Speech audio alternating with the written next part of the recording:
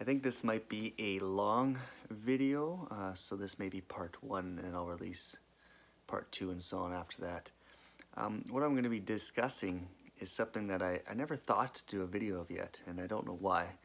And I was working with one of my parents that I work with today, and I was asked a question about toxic masculinity and around that area, and how to talk to her son, who is 10 turning 11, and how to navigate that and the impressions that he receives from other males in and around him. And it got me thinking that I never once thought that this information would be vital for mums out there, or dads. And I say mums because historically in the last 15 years working and parenting male youth, like working with and parenting male youth in a foster home, the common theme was this: a young boy has behavioral issues, when he's younger, 4, 5, 6, 7 years old, hard time controlling his emotions, navigating between his little brain and his big brain, figuring out what to do when his mind and body is feeling all types of ways and he's feeling fight, flight, or freeze.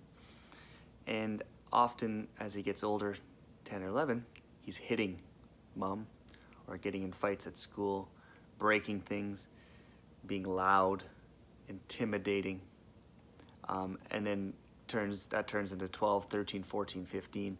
Those behaviors increase. The boy becomes bigger and stronger, more powerful. It can actually really hurt the mom or a family member or a sibling. And the home becomes unsafe. It's an unsafe home for the mother.